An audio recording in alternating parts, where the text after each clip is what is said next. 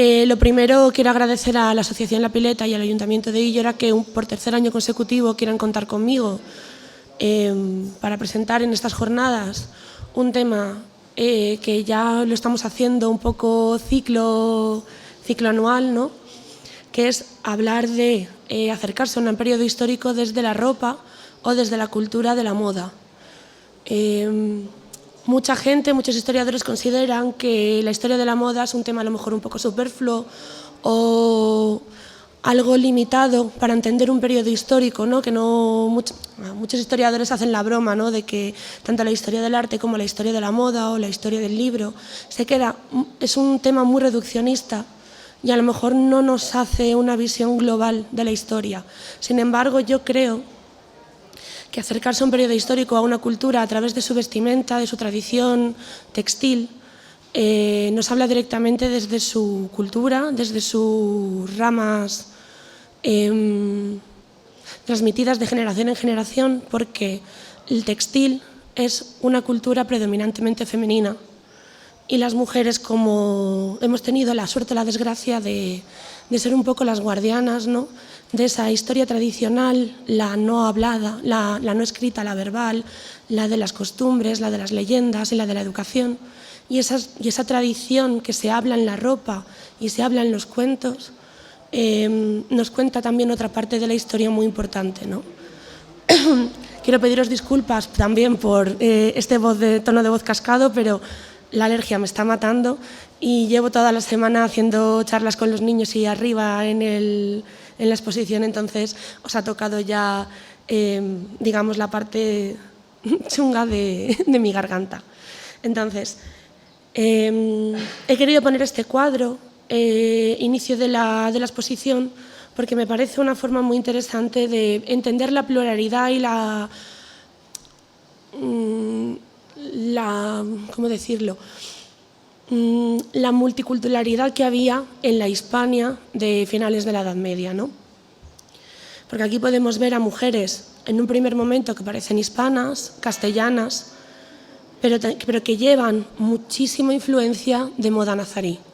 Y ahora voy a explicaros por qué a través de la moda y a través de los tejidos se ha elaborado una comunicación transcultural y traspasado de fronteras desde España, desde Hispania, ¿no?, península ibérica, vamos a hablar, hacia Europa y que conecta también todo el Mediterráneo. ¿Cuáles son los hitos o lo que yo considero interesante a tener en cuenta para entender esta complejidad textil y esta complejidad cultural, ¿no? El Reino de León como influencer de moda medieval, yo lo cuento mucho, la gente se ríe, pero es verdad que desde los reinos castellanos, por la influencia que tienen con Al-Ándalus y los tejidos de seda y los brocados, hay desde una Edad Media temprana una pluralidad en el vestir y en las formas textiles que llaman mucho la atención en Europa y se exportan. Es más, la moda que está, digamos, en tendencia en España en el siglo XIII será la moda en tendencia en el siglo XIV. La moda que tenemos vista cuando vemos una serie, por ejemplo, como los Tudor, o vemos una serie como la de los Borgia, ¿no?, los vestidos estos renacentistas preciosos, de seda y de eso, esa moda que es 1500 y pico, es la moda en tendencia plena en la Hispania del siglo XV. Entonces, en ese sentido, la moda como reflejo de la política del prestigio de un reino habla mucho, ¿no? Los reinos que eran como los que se consideraban más fuertes políticamente y culturalmente son los que van a marcar las tendencias textiles y de la moda en toda Europa y en todo el Mediterráneo, ¿no? Y hay 4 ítems que yo creo que hacen que esa moda hispana sea un puente de cultura y de conocimiento transmitido hacia el resto de Europa, que son las telas de seda, son muy importantes y la producción es totalmente granadina, la lana merina, que es un desarrollo que se atribuye al Reino de Castilla, pero que también tiene mucho que ver con el cruce de ovejas de la zona de Marruecos, la sastrería como camino profesional, que os voy a hablar muy poquito de ello, y el inicio de las estructuras en la moda femenina, que se inicia aquí con una reina castellana. Entonces, ¿qué pasa en León en el siglo XIII y qué nos hace ser influencer en la moda medieval? Pues estas estructuras que vemos aquí no se ven en el resto de Europa. En el resto de Europa la gente viste muy talar, los trajes son muy amplios, son bajos hasta el suelo, tanto hombres como mujeres visten igual. No hay una diferencia, igual que en siglos posteriores va a haber como una diferenciación sexual a la hora del vestir. Durante toda la Edad Media en Europa no hay una diferenciación real entre lo que es ropa de hombre y ropa de mujer. También estamos hablando de un periodo en el que hace muchísimo frío. Eso también nos habla la moda, ¿no? de cuánta ropa cubre nuestro cuerpo y por qué. La Edad Media tenemos lo que se llama la microglaciación del siglo XI, que es una bajada brusca de las temperaturas en comparación con las que hay en pleno Imperio Romano, y eso va a hacer que la temperatura media baje 10 grados. Entonces estamos hablando de inviernos muy fríos y de veranos muy templados con grandes periodos de lluvia. Por eso la moda europea nos habla de periodo frío, de 3 o 4 capas de ropa hasta en verano, de mucha lana y prendas talares amplias que te protejan de la climatología, ¿no? Sin embargo, en España como territorio, España en concreto, en el Reino de León, se empiezan a dar otras cosas en la moda, como son, pues si veis aquí, las sayas cordadas que permiten ver la camisa. Esto es algo totalmente revolucionario.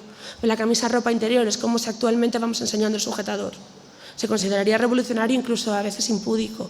Pero esto es una influencia muy grande de la moda de Al-Ándalus, la visualización de la ropa interior a través de las capas exteriores y los cortes que permiten visualizar los trajes interiores. Entonces, esto junto con los tejidos de brocado de seda, que aquí ya se está viendo, esto nos habla de una comunicación comercial constante entre territorios de diferente signo político y territorios de diferente religión y cultura. Entonces, que en Europa haya tejidos de brocado de seda nos habla de que a pesar de los conflictos bélicos había una constante comunicación comercial, ¿no? Paco habla mucho de la historia de la paz y la cultura de la paz, y yo creo que es importante ver en el textil cómo a pesar del conflicto bélico siempre hay constantemente comunicación comercial e intercambio de personas, de ideas, de costumbres, y que se aprende a través de las fronteras unos de otros. Entonces, ¿cuáles son los dos textiles, los dos tejidos que hacen que Hispania como productor textil sea revolucionario? La lana merina, que se considera secreto de Estado hasta 1700, que entran los Borbones y empiezan a vender ovejas a Francia. Nadie fuera de la península tenía ganado merino. Nadie fuera de la península sabía cómo se fabricaba este tejido tan maravilloso. Incluso los paños se mandaban tejidos de aquí y se mandaban a Flandes a teñir, porque en Flandes tenían técnicas tintorias que aquí no se conocían, pero se mandaba el tejido hecho. No se permitía que nadie supiera cómo se fabricaba esa lana y se exportaba a toda Europa y se exportaba al resto del Mediterráneo. Es una lana extraordinaria. ¿Por qué? Porque el pelo del merino es un pelo muy largo y la fibra larga permite que los tejidos tengan mucho cuerpo y no piquen. Entonces, esta lana es aprovechada tanto por nazaríes, por andalusíes, por castellanos, por toledanos, y se convierte en la seña de identidad y el Producto Interior Bruto mayor de toda la península. Y el segundo es la seda. ¿Y por qué tenemos seda aquí en Hispania y no tienen seda en Italia, por ejemplo? Pues porque tuvimos la suerte que con Abderramán III vinieron unos maestros sederos de la zona de Siria, descubrieron que en La Vega se podía dar muy bien el gusano sedero y las moreras, y montaron una zona de manufactura brutal de seda aquí. Y junto con la seda se trajeron el telar, en vez del telar vertical que se lleva usando desde el Neolítico, trajeron el telar horizontal que venía de China, y eso hizo que los tejidos pasaran de ser tejidos muy estrechos a ser tejidos más anchos, lo que nos permitió tener prendas con mucho más vuelo y con otra serie de hechuras que en sí no hubieran sido posibles. Entonces debemos agradecer a esos sederos que tuvieran a bien asentarse aquí, montar su gremio y expandir esa cultura de la seda que estuvo presente hasta el siglo XVI y XVII aquí en Granada. Otro fenómeno importante fue la profesionalización de la sastrería. ¿Por qué digo esto? Cuando os he dicho que las mujeres hemos sido, digamos, las garantes o las que hemos mantenido la historia oral y la historia tradicional de las culturas de los diferentes pueblos, es porque también teníamos la tradición textil. Las mujeres son las que se encargan desde el Neolítico de tejer, hilar y coser la ropa de la familia. ¿Por qué? Porque no había profesionalización de la cultura, no había una profesionalización de la costurera. Entonces, toda la ropa medieval es muy talar y es muy recta y tiene unos patrones muy sencillos, porque la tela era muy cara de producir, requería muchísimo esfuerzo y se aprovechaba al máximo. Gracias a los telares sederos empezamos a tener telas mucho más amplias que nos permiten hacer estas maravillas, como se ve en este libro de Juan de Alcega. Es un poquito posterior a 1490, este libro es de 1500 y pico, y estamos hablando de otra época, pero fue porque él consideró que debía dejar por escrito los saberes de los sastres para que no se perdiera, ¿no?, esa necesidad de mantener el conocimiento.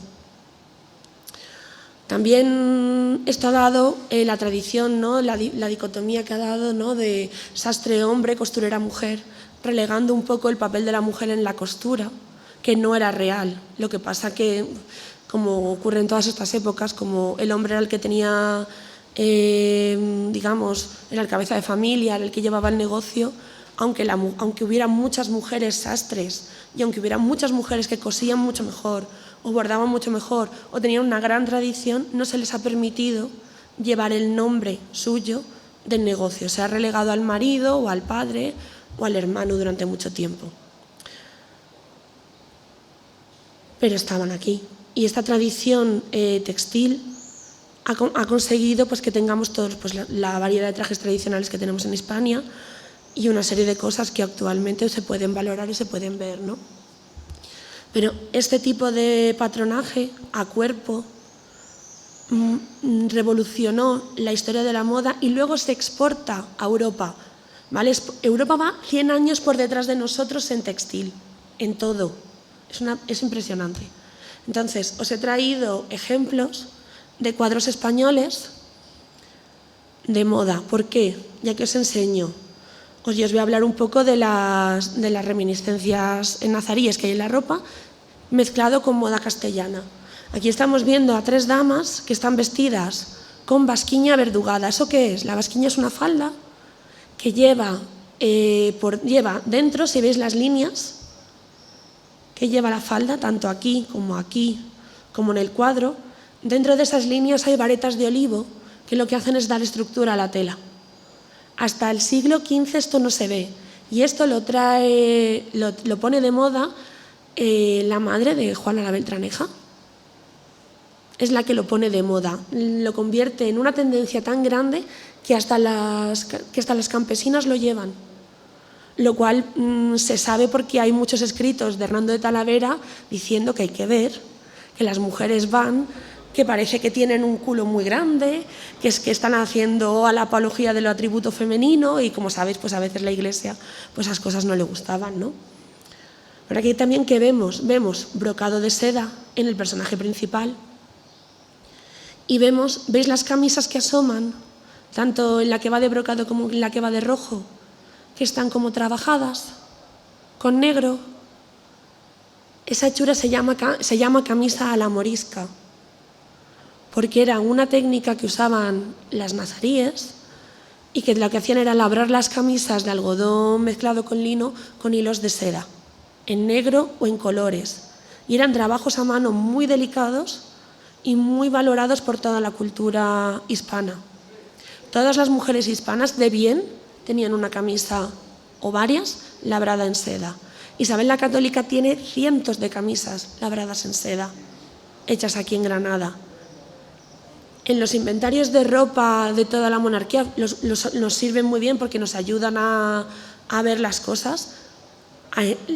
Tanto Isabel la Católica como sus hijas como Fernando tienen marlotas, que es una prenda musulmana, tienen sayos moriscos, tienen calzas moriscas y las usan a menudo. Es más, en la crónica que hay de la toma de Íllora, cuando llega Fernando aquí, a los días, va vestido a la morisca. Lleva una toca de camino, lleva una marlota y lleva un quisote.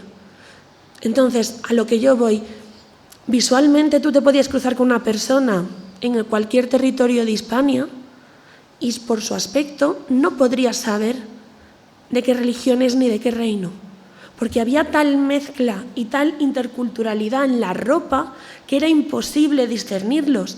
Por eso las leyes que se hacen de mantenimiento de los judíos en sus barrios, se les exige que al salir de su barrio lleven un bonete pardo. Arriba en la exposición tenéis uno que es una simulación de cómo sería, porque era imposible a simple vista distinguir a un judío, a un musulmán o a un cristiano por su ropa. Y era probablemente muy difícil distinguir a uno u otro por el habla, sobre todo si era de la misma zona.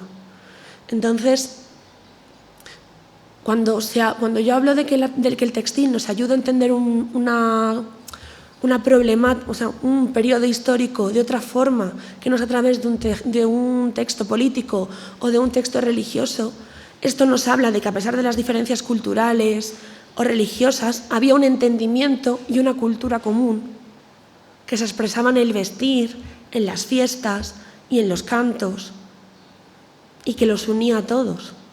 Entonces, me parece muy interesante que se pueda ver esto, ¿no? Como veis, aquí tengo un retrato de Isabel la Católica llevando una camisa morisca labrada. Y luego, por ejemplo, en la moda hispana era algo muy característico lo que es la toca, esta de aquí, si veis el personaje de aquí, lo que es la toca trenzada, la trenza cubierta con un velo, ¿no? Pero una mujer morisca, luego las moriscas sí se van a diferenciar mucho en la ropa porque se van a pegar a sus trajes tradicionales como forma de resistencia cultural. Pero en este momento, una granadina católica, cristiana, vestiría muy similar a una granadina nazarí, porque era lo cómodo, lo que se podía ver en la calle y no había ninguna diferencia, ¿no? ¿Veis? Esta mujer de aquí lleva una toca de camino, lo que ahora conocemos como turbante. Si vierais a esta mujer por la calle en el siglo XV, no podríais saber si es musulmana o cristiana. Es verdad que luego en algunos cuadros pues veis lo de las camisas asomando, es muy típico de la moda hispana, que luego se va a expandir a Europa, se va a expandir a Italia, por ejemplo, ¿no? Lo de poder enseñar la camisa y las diferentes telas de seda. Entonces, yo quería traeros un poco esto porque creo que es importante entender ese diálogo y esa cultura plural y es muy difícil acercarse a esto, ¿no? Pues como os he dicho, ¿veis? Las tocas, los tranzados. Y esto, por ejemplo, que os he traído es la moda, un ejemplo de moda de hombre. En el centro tenemos a un compañero mío de asociación, que es Manuel, que va vestido a la italiana. Porque, como os he dicho, la moda nos habla de las influencias políticas dentro de los diferentes reinos europeos. Y el reino de Aragón estaba muy volcado hacia el Mediterráneo y hacia Italia y trae hacia la península toda esa tradición de la moda italiana en hombres. Sin embargo, los castellanos estaban más volcados hacia la moda borgoñona, los paños de Flandes por influencia comercial, y hay mucha más moda borgoñona en el reino de Castilla que moda italiana, ¿no? Pero, por ejemplo, os pongo este ejemplo, ¿no? Entonces, Fernando iba, si no iba debajo de la ropa morisca, normalmente lleva un jubón a la italiana. Y este, por ejemplo, pues es un pintor famoso que tenemos un retrato igual. ¿no? Y esta es la moda borgoñona. Ahí tenemos a nuestro compañero Espósito, saluda, que está aquí viendo ha venido a ver la exposición. Va un poco más vestida a la borgoñona, que son trajes pues más largos, ¿no? Mangas más abultadas y tal. Entonces, cuando yo hablo también de que la moda hispana es tendencia en Europa, me gusta recordar cuando Catalina de Aragón parte hacia Inglaterra para casarse con Arturo, su primer marido. Las crónicas de allí describen su llegada, que vieron una comitiva llegar a caballo, con turbantes tapándose la cara y ropas muy amplias. Y cuando llegaron a la puerta le dijeron, ¿qué sois? La avanzadilla y la princesa viene por detrás en carroza. Y entonces ella, que iba al frente, se quita la toca de camino y se baja del caballo, iba montada a la jineta, que eso en Inglaterra era imposible de ver, y llevaba calzas moriscas, un sayo morisco largo y una toca de camino para viaje. Si la hubierais visto cruzar la península, no habríais sabido si era una noble castellana o era una noble nazarí. No habría habido distinción, incluso la confundieron con un hombre allí. Llamó mucho la atención su modo de vestir masculino, ¿no? Entonces, pues no sé si esto sirve un poco también pues, para entender la complejidad de la cultura de la península en el siglo XV y cómo a veces creo que la politización y la manera en la que hemos heredado de ver la historia nos hace perdernos una realidad cultural mucho más compleja, ¿no? Vale, gracias.